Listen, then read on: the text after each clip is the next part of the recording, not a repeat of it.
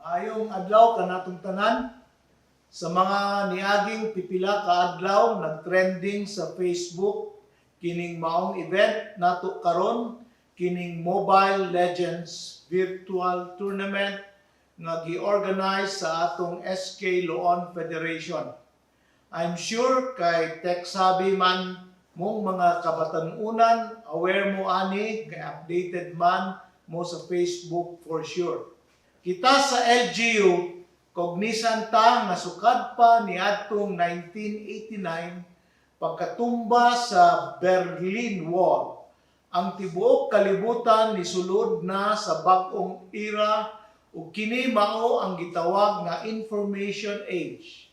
Ang pagkatumba sa Berlin Wall ni atong 1989 or 31 years ago, nagsignal to siya sa pag-end ang gitawag nga Industrial Age. So bali 31 years na tang naa sa Information Age. Tinuod dili sayon sa mga baby boomers and Gen X mo adapt aning technological advancements. Kay kami, we grew up and were educated during the Industrial Age. Pero kung gusto tang mulambo o mo asenso ang atong lungsod, dapat natong i-embrace ang technological advancements kay we cannot go against the times. We have to accept that we are now in the information age where technological advancements are fast and technical capabilities are more pronounced. Bisan tuod ako dili personally tech savvy or wala gani ko'y personal Facebook account, wala na nagpasabot nga hikawan nako ang lungsod ug ang mga laonanon sa advantages and benefits nga ikahatag sa mga technological advancements sa katawhan. In fact, atong gi-strengthen ang atong ICT team sa LGU. Nakita nato nga mao ni ang atong edge compared sa ubang LGUs sa atong probinsya sa Bohol.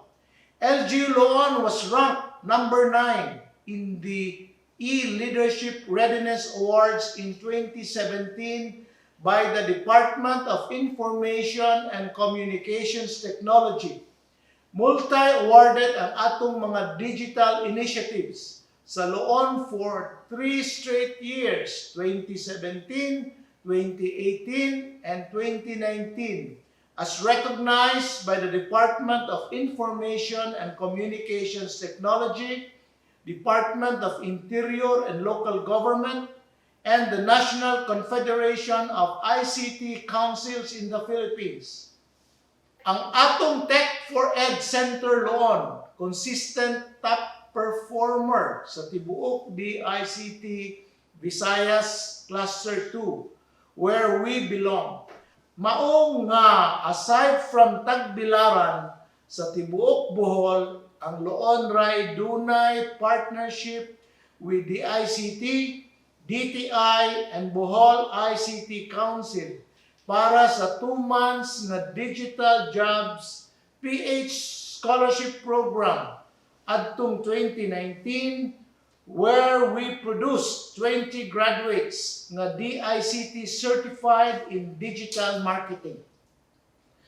Bisan na atay pandemic karon, ang atong ICT team sa LGU Loon naka-develop og critical digital initiative nga relevant and crucial jud nga need karong panahona ug mao kini ang atong Tracer Pass mobile app nga naay capability mo contact trace pinaagi sa QR codes nga naa sa mga ID sa mga residente nato sa Loon.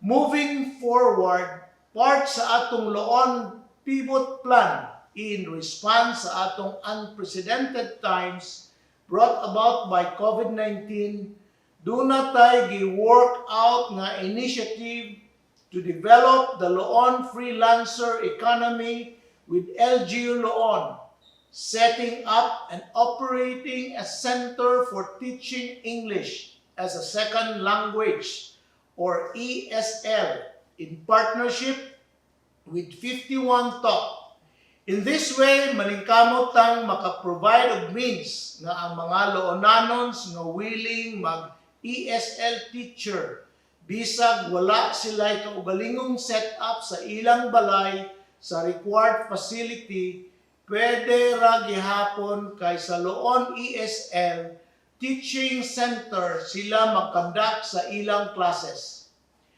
Having said all this, we support our youth kining inyong event karon nga Mobile Legends Virtual Tournament. Dili nato ikalimod nga ang mga kabatan-unan karon nahilig aning ML. We don't see anything wrong with that for as long as things are taken on the right perspective and with the right attitude. Ang usa ka ML game mahuman ra man kuno og 15 minutes on the average. Sa atong tan-aw with proper guidance and the right approach, pwede man siguro magsabot ang parents or guardian and ang bata or batan-on and mag-set og rules kung kanusa pwede magduwa og ML. Just like anything else in life, Facebook, TikTok, ang online gaming po pwedeng addictive, pero naara gayud na nato. Nganong paabton man nato ana nga level, pwede man ibutang ang online gaming sa saktong oras ug saktong lugar. It is not online gaming, Facebook, TikTok, or technology for that matter, that is the problem, kundi it's how we use it. It is our attitude towards it ang issue.